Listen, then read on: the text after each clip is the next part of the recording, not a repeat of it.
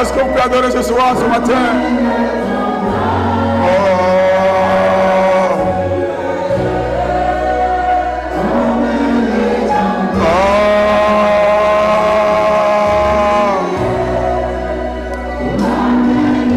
Viens dans ma vie ce matin, papa.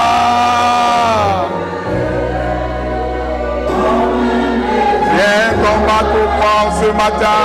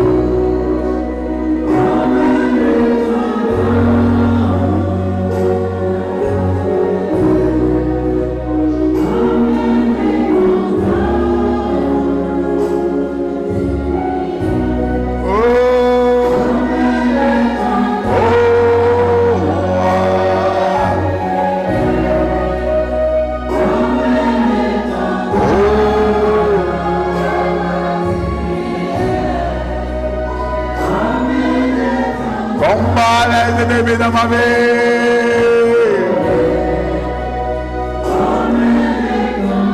retrouve l'aspérité dans ma vie,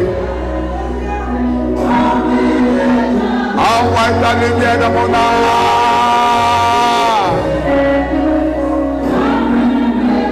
envoie ta présence ce matin.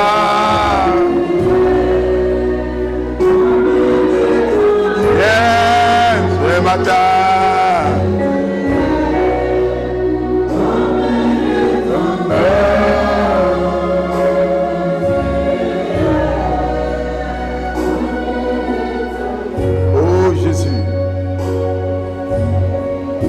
Saluons ta présence, Seigneur, ce matin. Le combat fait raille. L'ennemi a déployé son arsenal pour nous bloquer le chemin. Nous demandons ce matin un renfort. Nous demandons ce matin l'armée céleste. Nous demandons ce matin l'aide Jéhovah l'humain. Nous voulons le voir dans sa puissance de résurrection, qui déploie encore ses ailes et qu'il démontre qu'il est le Dieu surnaturel, celui qui impacte son peuple. Lui, l'invisible qui descend dans le visible et qui démontre la puissance de sa gloire. Et que ce matin nous ressentons sa présence au plus profond de notre être. Pas quelque chose qui s'explique, mais quelque chose qui se vit.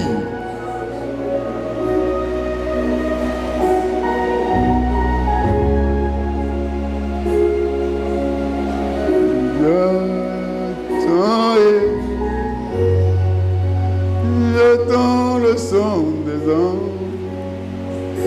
qui viennent opérer. Mon acte est pas Dieu, moi j'attends. J'entends le son des anges qui viennent opérer. Mon acte est pas Dieu, moi j'attends.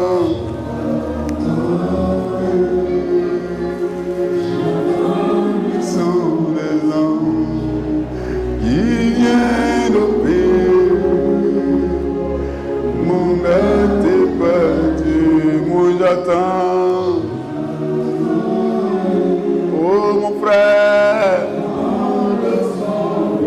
oh, dans ma vie, oh moi j'attends.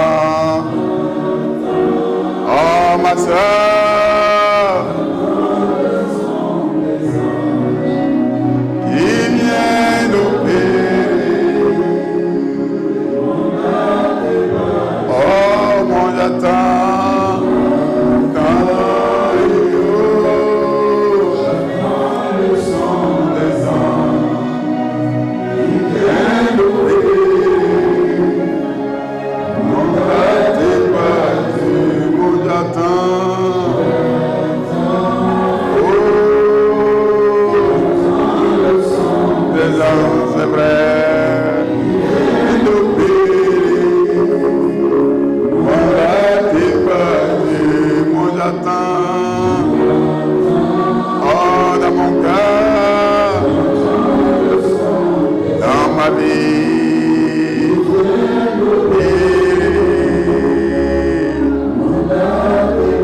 Oh, mon j'attends. J'entends le son des anges qui viennent opérer.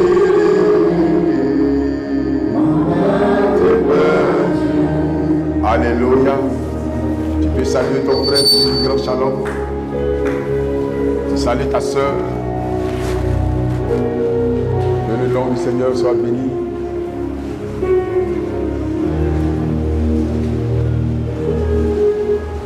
Tu dis grand shalom à ton frère, à ta soeur. Alléluia.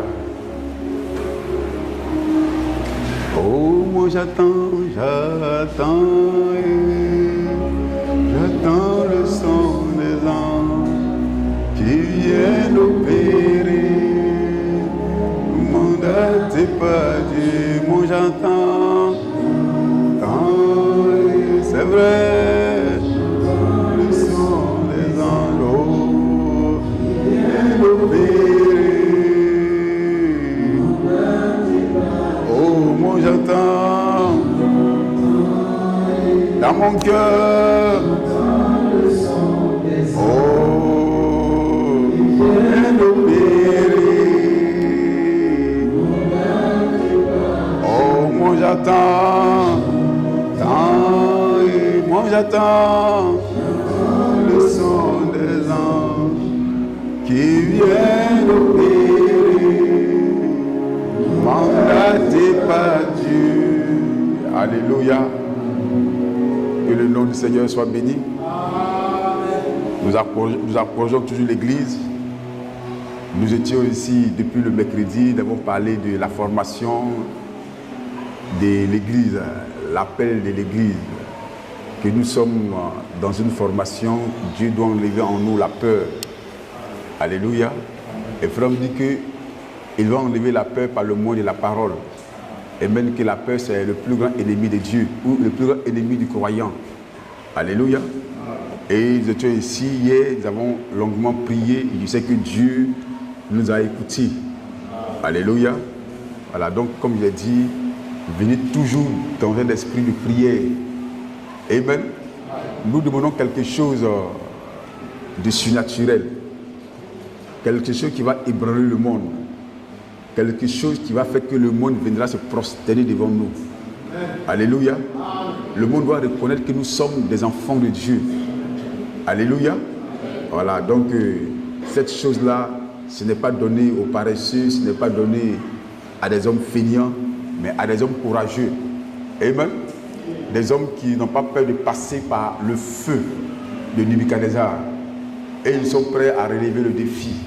Donc, ce matin, nous allons parler du Kardès Barnea. Alléluia. Nous demandons à l'église d'être attentifs. Et nous demandons aux frères de toujours encourager les frères de venir et de ne pas être gagnés par le découragement. Amen.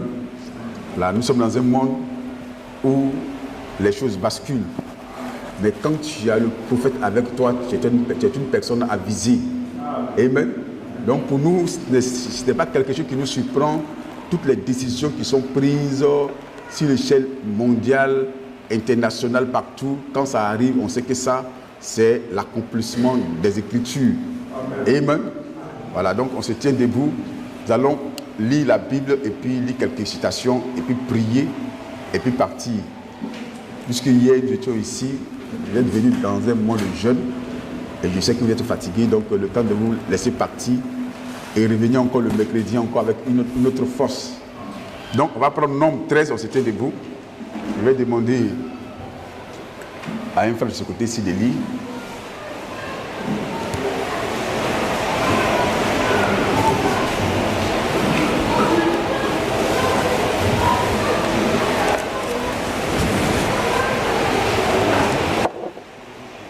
Nombre 13, on va prendre du premier verset jusqu'au verset 21. On va le lire au fur et à mesure. Vous avez fait la lecture, frère?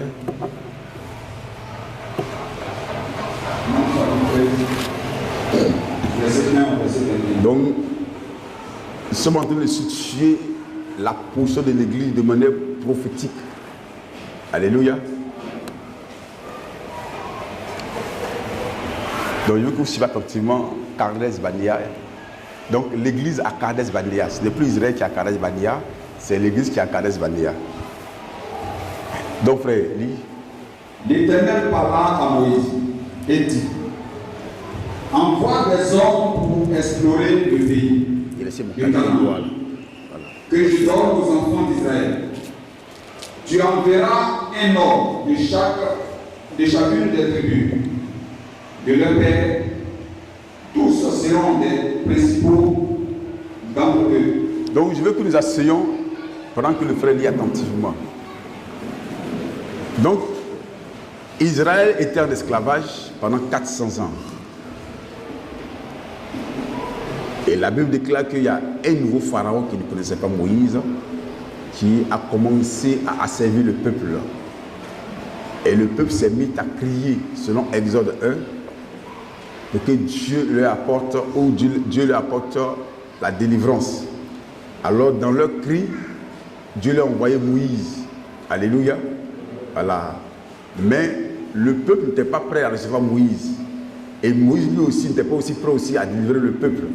Donc Moïse est allé dans le désert. C'est là que Moïse a rencontré le buisson du feu ardent. Alors Moïse est revenu vers son peuple, alors pour les faire sortir. Alors Dieu a dit quelque chose à Moïse qui est très important. Il dit: alors Moïse, je ferai de toi Dieu pour Pharaon. Tu serais Dieu pour Aaron. Alléluia. Amen. Est-ce que vous me suivez? C'est comme ça qu'Israël a traversé la mer Rouge à sec. Alors Israël était dans le désert, ils ont commencé par camper, par camper, par camper, par camper. Alors, et ainsi de suite. Alors Israël maintenant arrive à Kades Barnea. Le lieu, donc Kades Barnea est appelé le lieu du jugement de Dieu, donc le trône du jugement de Dieu. Donc c'est là que Dieu va juger Israël. C'est là qu'Israël va montrer qu'en réalité, ils ne sont pas des croyants. Alléluia. Donc, vous allez voir, donc Moïse va faire quoi? Moïse va choisir chaque grand leader par tribu. Je veux que vous écoutiez. Moïse va choisir chaque grand leader par tribu. C'est la recommandation du Saint-Esprit. Donc, nous allons commencer par les nommer selon les Écritures. Donc, frère, commence par lire. Moïse les envoya du désert de Paran, d'après l'ordre de l'Éternel. Tous ces hommes étaient chefs des enfants d'Israël. Donc, Moïse n'a pas pris des plaisantins, il a pris des hommes, des personnes sérieuses. Des personnes qui peuvent dire réellement ce qu'ils ont vu. Des hommes courageux qui ont fait les preuves. Alléluia. Donc, c'était comme 12 pasteurs qui devaient représenter leur église à Kades Barnea. Donc, ce n'est pas n'importe quel pasteur, des pasteurs vraiment de taille. Amen. Voilà, donc n'oubliez pas que nous sommes ce matin à Kades Barnea. C'est là que quelque chose va se passer. Amen. Donc, je veux que vous suiviez attentivement. Je ne veux pas crier, mais parler tout doucement pour que vous puissiez comprendre. Voilà le message. Continue bien, mes frères.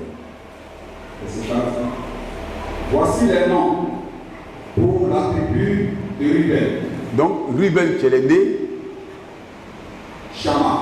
Oui, tu laisse les noms justement les tribus au fur et à mesure. Donc, tribu de Ruben, il va prendre un. Pour la tribu de Juda. De Juda. Pour la tribu d'Isaacar. Pour la tribu d'Éphraïm. Donc d'Éphraïm. Pour la tribu de Benjamin. Donc, dans chaque tribu, il y a des familles. Donc, ils vont sélectionner famille après famille jusqu'à ce qu'on puisse trouver l'homme idéal, l'homme qu'il faut pour les représenter. Donc, c'est un choix qui doit être fait. Donc, ils ne vont pas prendre n'importe quelle personne, mais une personne vraiment qui a de l'expérience, qui va aller les représenter. Alléluia. tu vas venir faire un compte rendu à leur famille pour dire que non, nous sommes réellement partis. En réalité, le pays existe. Voilà. Ce n'est pas quelque chose qui serait inventé. Alléluia. Continue bien aimé.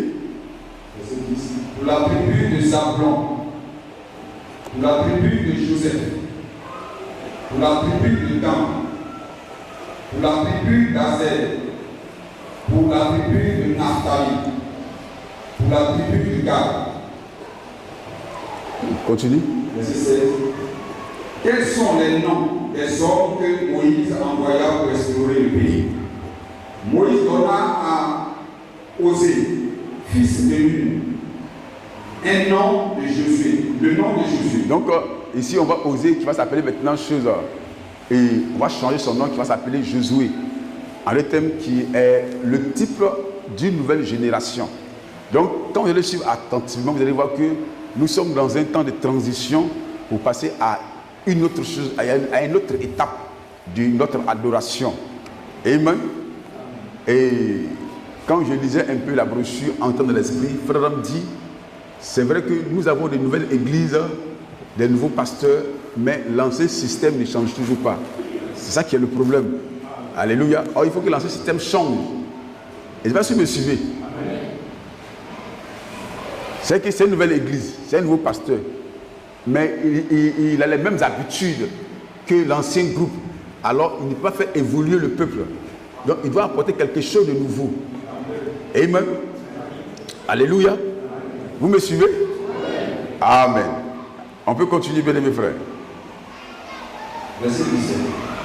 Moïse les envoya pour explorer le pays. Pour aller dire, Dieu nous a promis un pays. Moi-même, Moïse, je ne connais pas ce pays-là. Donc, je suis aussi novice comme vous. Mais on va envoyer nos compatriotes pour aller voir ce pays-là parce qu'ils sont à quelque part, ils sont à la frontière du pays. Donc, on dit c'est 11 jours de marche. Et puis, ils entrent dans le pays. Mais ils ne peuvent pas entrer comme ça, ils doivent envoyer des espions. Comme Jésus, en son temps aussi, envoie des espions à Jéricho pour voir réellement les âmes que l'ennemi possède. Alors, ils vont partir et là-bas, ils vont faire 40 jours d'espionnage et revenir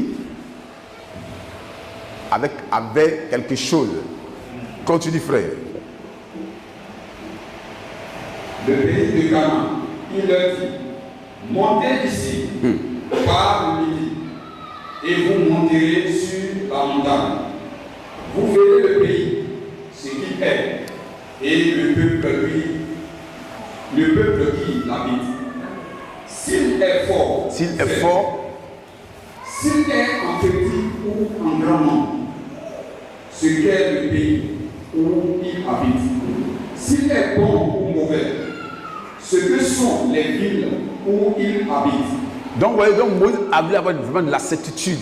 Donc, allez-y voir. Prenez tout votre temps, ne soyez pas pressés. Allez du nord au sud, de l'est à l'ouest. Examinez les rues, les ruelles, les villages, les hommes qui vivent là-bas. Tout ça là, et puis venez nous rapporter cela. On va laisser ça. On va venir au verset 26. Donc, nous allons lire tous ces passages-là jusqu'au chapitre 20. Donc, je veux que vous suiviez avec moi attentivement. Alors, ça va nous aider. Là où c'est de quoi nous sommes en train de parler en parlant de Kades Barnea. Donc, ils ont 11 jours de marche. Mais 11 jours vont se transformer en 40 années de misère. Et là, tous les grands hommes, tous les grands chefs du pays, Dieu va tous vous ôter la vie. À cause d'une seule chose, de l'incrédulité. À cause d'une seule chose, des murmures. À cause des plaintes. Ils ne vont pas reconnaître la puissance de Dieu. C'est qu'ils vont mettre Dieu en cause. C'est pourquoi si Dieu a accompli un signe pour toi, un miracle pour toi, et puis un jour tu rencontres des difficultés et que tu commences par murmurer, alors frère, tu vas voir que Dieu n'aura plus affaire à toi. C'est de ça que nous sommes en train de parler. Il ne va plus jamais traiter avec toi. Il t'efface de son économie.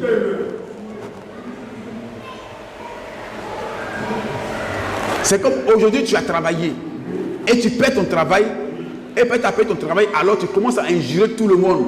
Injure Dieu, injure l'église. Non, Dieu est incapable de ceci sur la frère. Or tu dis que hier c'est lui qui a pourvu à tes besoins. Mais aujourd'hui, comme tu as des difficultés, alors tu oublies ce qu'il a fait hier. Alors quand un homme arrive à là, comme quand un peuple arrive à là, frère, ça devient une désolation pour ce peuple.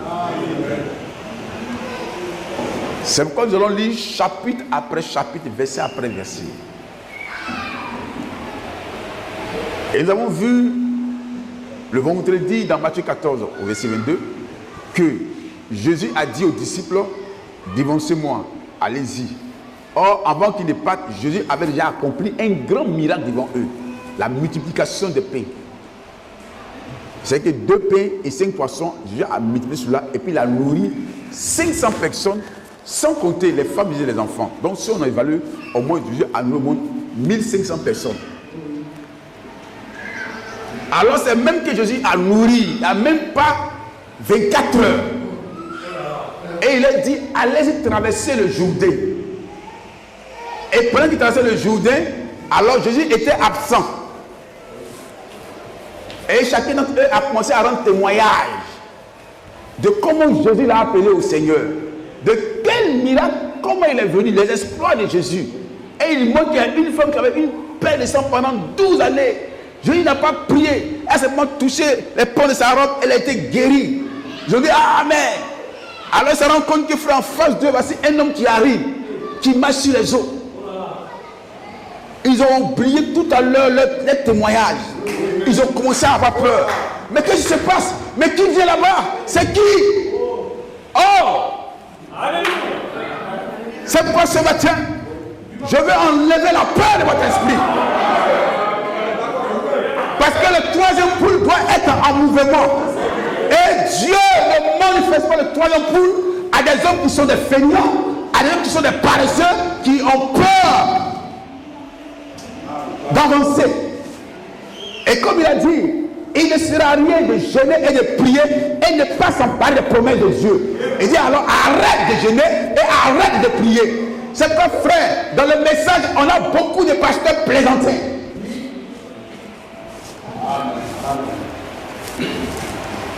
Alléluia. Mais c'est qui? Il dit rassurez-vous, c'est moi. Alléluia. Rassurez-vous, c'est moi. Alors, Pierre a commencé à être identifié comme un homme de foi. J'attends pas l'amen. Parce que nous sommes en train de parler des dons spirituels. Nous parlons de l'exercice des dons spirituels. Alors Jean n'a pas dit je vais venir. C'est pas ça. Ni Jacques, ni André, ni Philippe.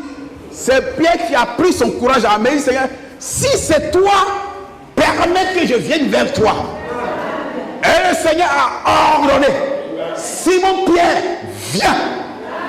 Je peux y entendre les amens? Alors Simon-Pierre sent la nouvelle naissance. J'insiste là-dessus. Simon-Pierre sent le Saint-Esprit.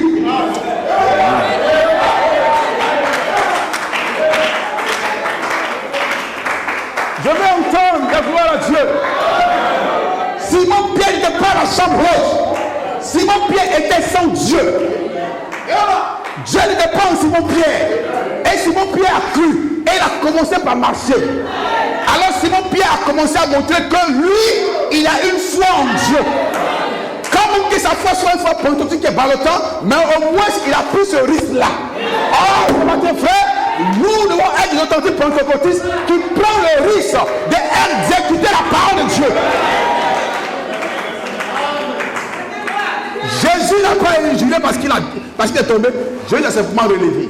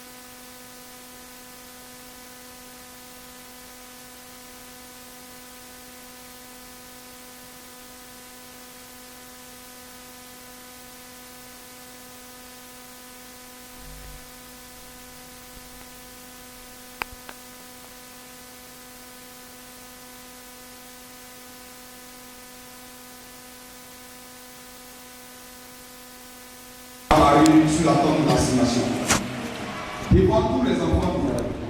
Et l'Éternel dit à Moïse, jusqu'à quand ce peuple me méprisera-t-il? Je plains vous pour venir. Vous suivez-vous sur la lecture? Amen.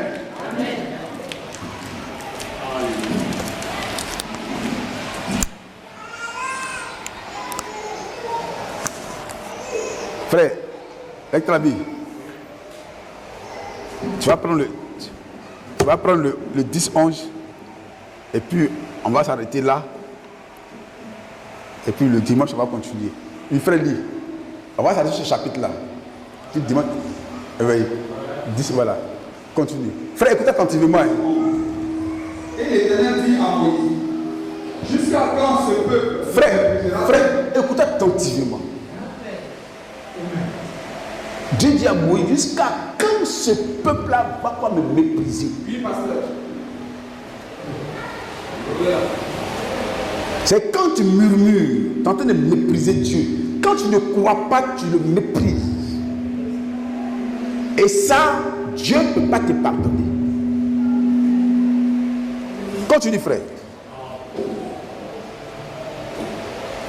Jusqu'à quand le croira-t-il pas en moi? Malgré toutes les prodiges que j'ai fait au milieu. Frère, est-ce que vous comprenez? Alléluia, pasteur. Je vais entendre Amen. Je vais entendre les Amen. Frère, pendant on relit. On va s'arrêter là. Tu vas relire. L'Éternel dit à Moïse. Je ne veux pas vous fatiguer. On va s'arrêter sur ce verset. On va lire une citation. Nous vous écoutez attentivement et puis la semaine prochaine, on revient encore sur Carès Bandia jusqu'à ce que on soit maintenant au Jourdain. Alléluia. Mais faites-moi le plaisir de lire se tournant vers le nord, c'est présent 61, vous allez voir. C'est une petite brochure. Vous allez voir, frère dit, et frère va prendre comme référence Deutéronome 2.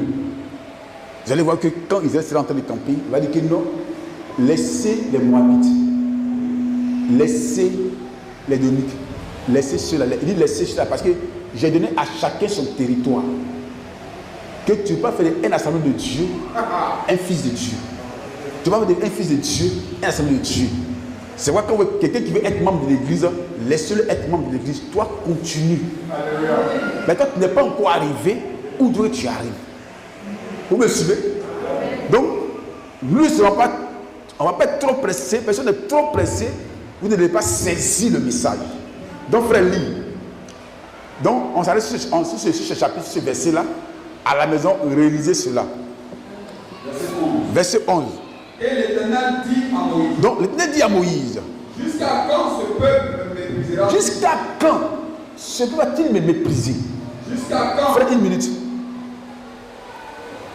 Jusqu'à quand ce peuple-là va me mépriser? Parce que j'ai démontré ma puissance. J'ai démontré ma gloire. J'ai démontré mon autorité. J'ai pris Pharaon et son armée. Je les ai engloutis dans la mer Rouge.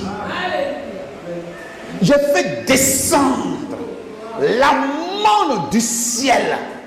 C'est que j'ai fait des miracles que je n'ai pas fait au temps de leur père. Est-ce que vous me suivez, frère? Frère, nous sommes dans un âge très glorieux.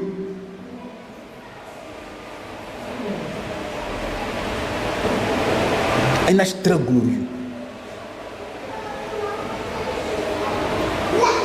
Donc, je veux que le frère répète ça une seconde fois. Jusqu'à quand ce peuple va-t-il me mépriser? Continue, frère. Et l'Éternel dit à Moïse. Jusqu'à quand ce peuple me méprisera-t-il? Jusqu'à quand ne croira-t-il pas en moi? Malgré frère, est-ce que écoute, malgré que Dieu te nourrit chaque jour. Alléluia. Et que hier il a oublié de te nourrir, tu cries sur tous les toits. Il t'a habillé. Frère, il y a des gens ce matin qui sont sortis ce n'est pas ce qu'il mange. Mais toi, de manière miraculeuse, il arrive à pourvoir à tes besoins. Il te donne la santé. Mais malgré ça, tu murmures toujours. Tu n'es pas satisfait.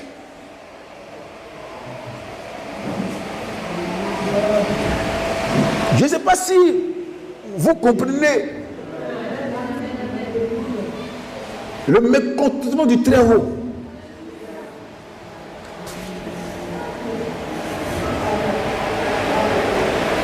Vous me suivez, frère? C'est aussi un enseignement pour nos mamans. Il ne faut pas mépriser ton mari. Malgré il s'efforce. Chaque jour, il apporte quelque chose à la maison. Tu dis non, c'est pas bon. Tu veux ce que la voisine a préparé là-bas.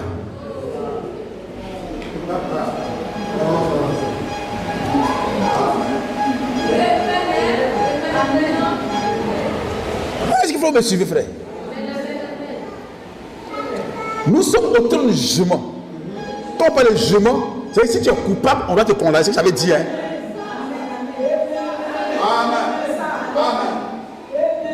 Il n'y a pas de clémence. Il y a clémence pour ceux qui croient comme Caleb.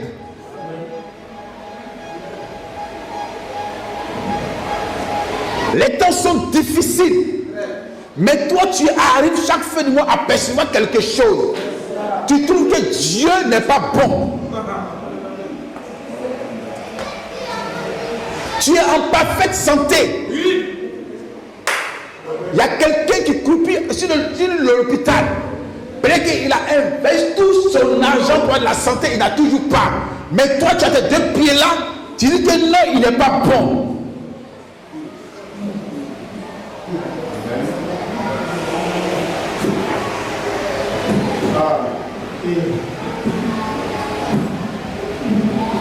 Merci, pasteur.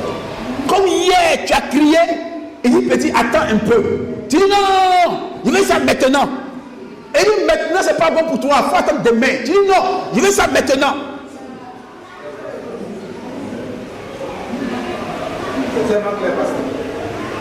Alors, comme il ne le fait pas, alors tu commences à te promener de partout.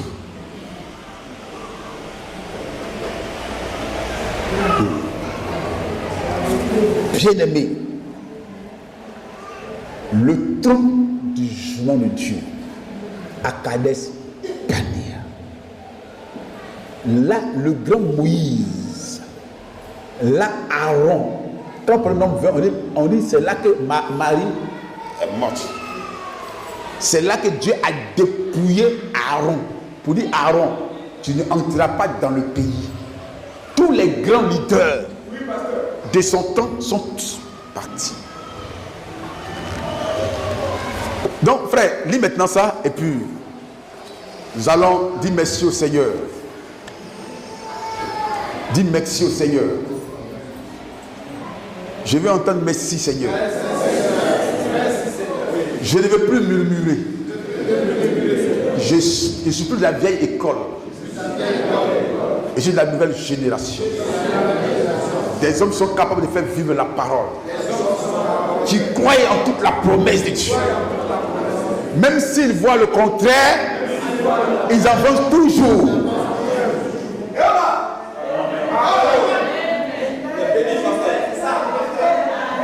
Même s'ils voient le contraire, et ils avancent toujours. Et la chose finit par céder.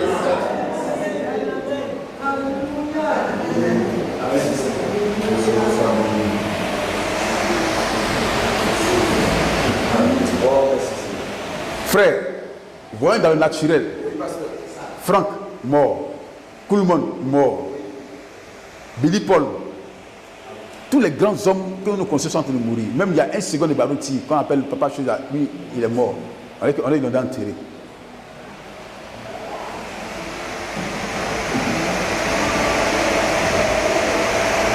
Frère,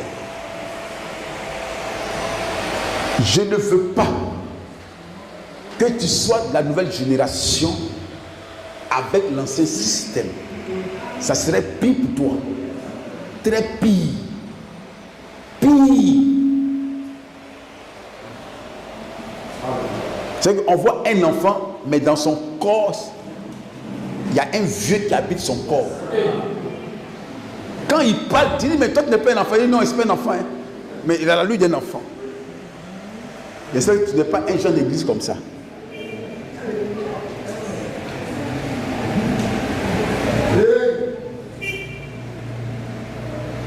Quand il prend Hébreu ou bien 1 Corinthiens 10, Dieu, et Paul dit, Dieu, dans ma colère, ils n'entreront pas dans mon repos. Parce qu'ils n'ont pas cru dans ma parole. Donc frère, quand quelqu'un ne croit pas, il devient ennemi de Dieu. En deux termes, il renie l'existence et la puissance de Dieu.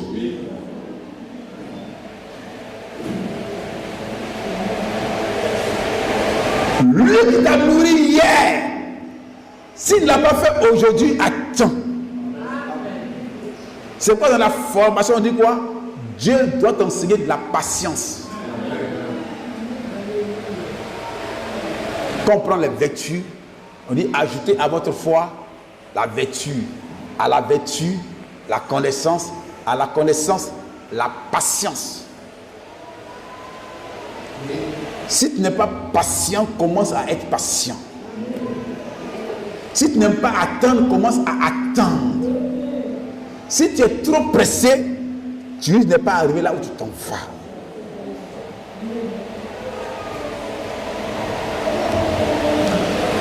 Continue, bien-aimé.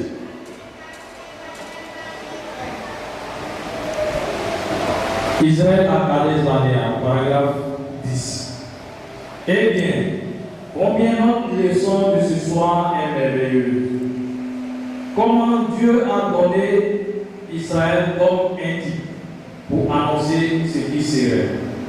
Maintenant, nous voyons donc que même après 400 ans, Dieu avait promis à Abraham que sa postérité séjournerait 400 ans dans un pays étranger. 400 ans, frère. 400 ans. Il faut vraiment être patient. Mais qu'elle en sortirait par une main puissante. Une main puissante. Les promesses de Dieu s'accomplissent toujours. Toujours. On peut dire amen. Les promesses de Dieu s'accomplissent toujours. On peut répéter.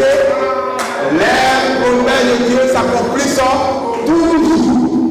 Il faut attendre.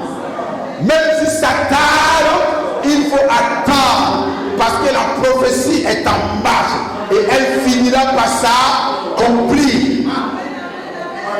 Personne ne peut mettre frein toi à ta bénédiction. Ce que Dieu a déclaré sur toi, personne ne peut arrêter ça. Frère, il n'y a pas de démon.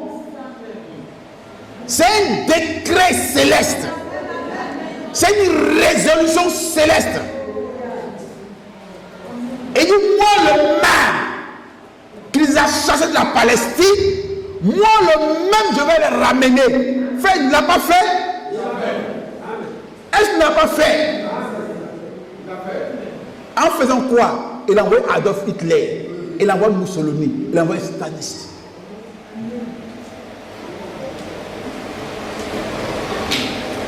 Il les a ramenés dans leur pays.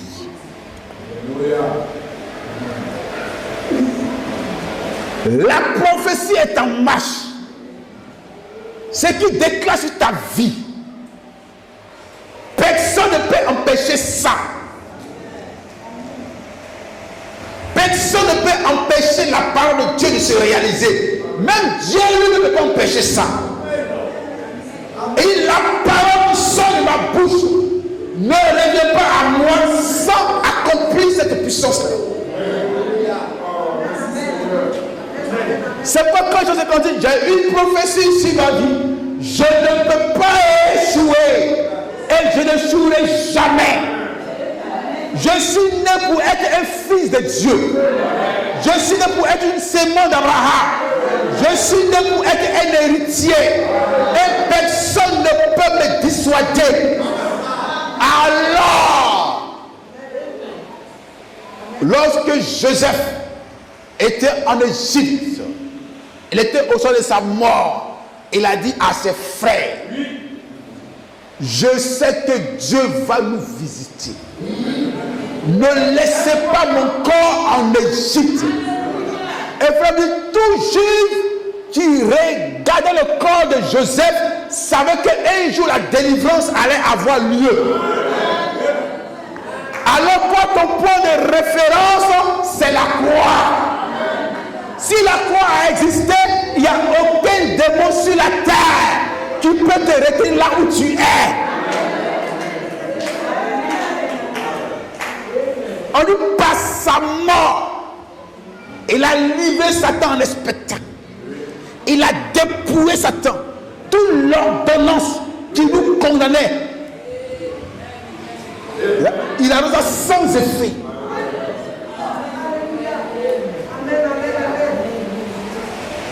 Église du Dieu vivant.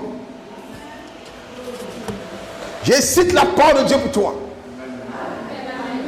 Un jour, Rachel avait mis au monde un fils dans sa douleur.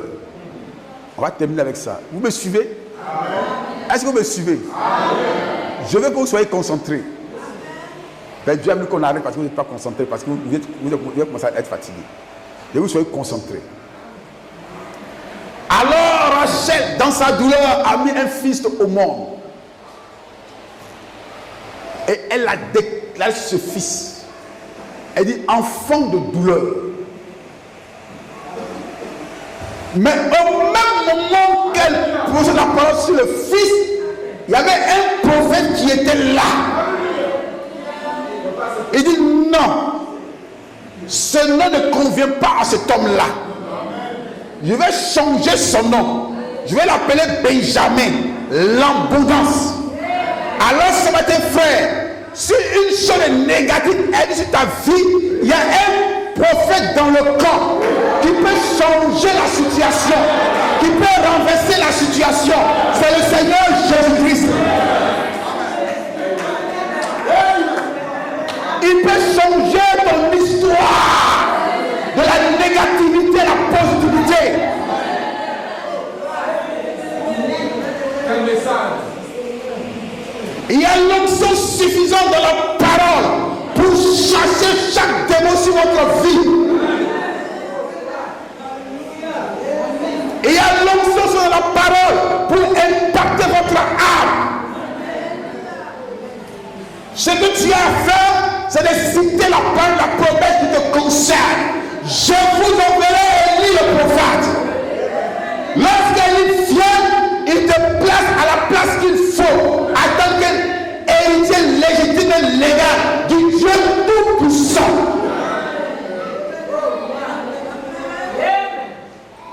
Cette Bible chrétienne, mes frères, contient 600 promesses. Comment il faut dans le Nouveau Testament, 600 promesses écrites là. Satan n'est pas assez fort pour le maintenir là.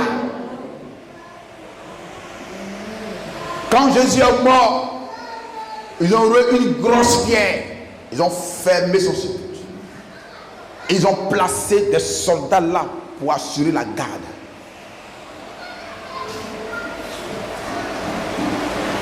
Mais quand l'heure a sonné, la puissance de Dieu a déblayé la pierre.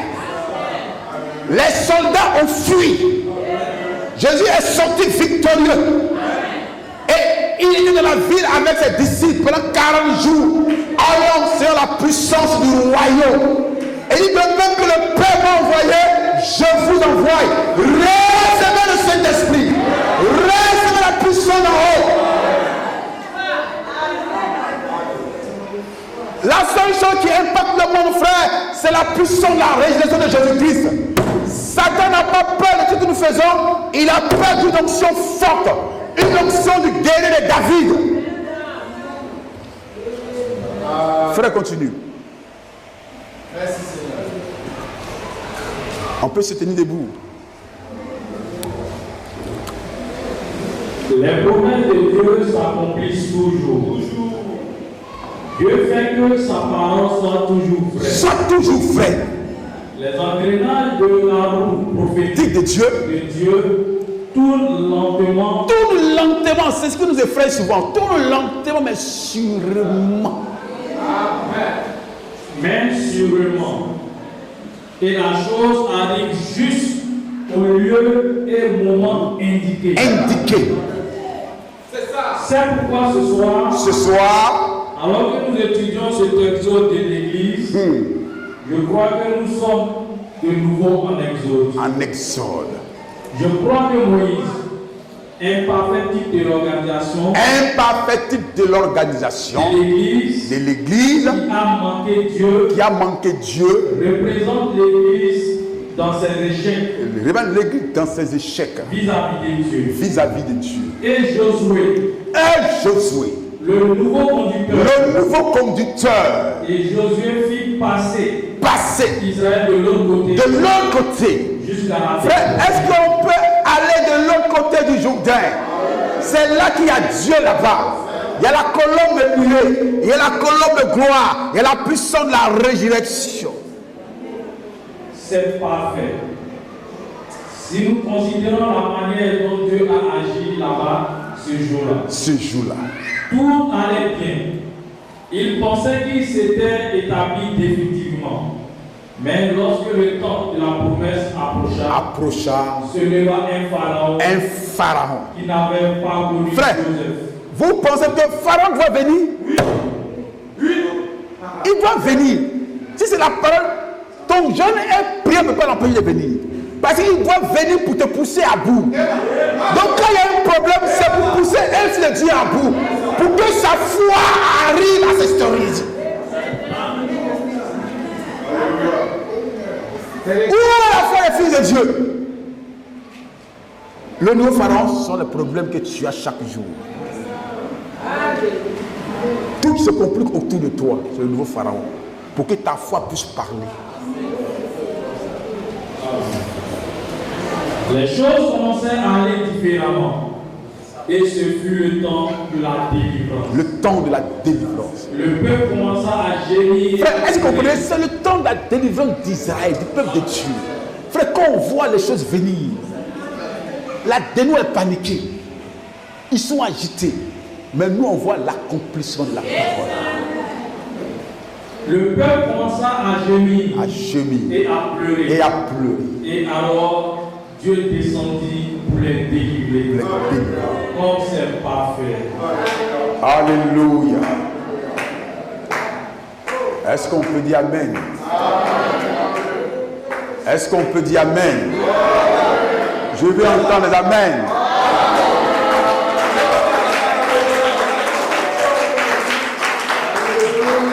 Je veux entendre Amen. Vous voyez, Josué, il n'a pas de rien. Josué fonce. Il fonce.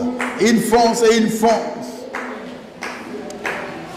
Quand Josué a vu qu'il était en pétrin, et il regarde ce côté-ci, un peuple assez nombreux, ce que Moïse n'a jamais pensé pour faire, Josué a regardé le soleil et dit: soleil, arrête-toi là. C'est ça le paradoxe. Et Dieu est un Dieu de paradoxe.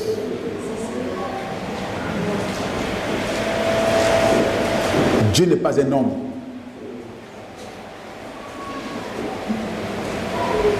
Il n'est pas aussi un ange. Il est plus qu'un ange, plus qu'un être humain. C'est le Dieu surnaturel. Donne à Dieu la place qui nous revient.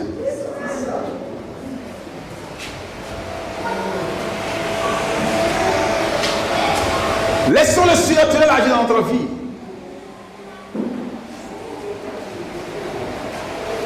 Cette colombe de feu, notre précieux prophète est entré jusqu'à dans les lieux éternels et il a fait sortir la divinité suprême pour que notre foi repose sur quelque chose de réel.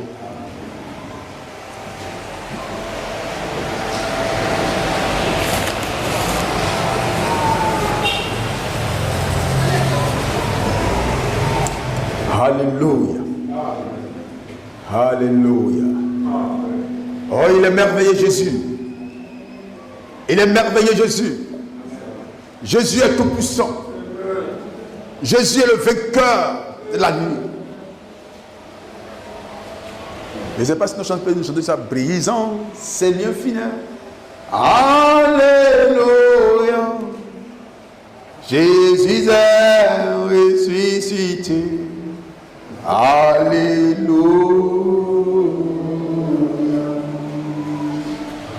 C'est là chanter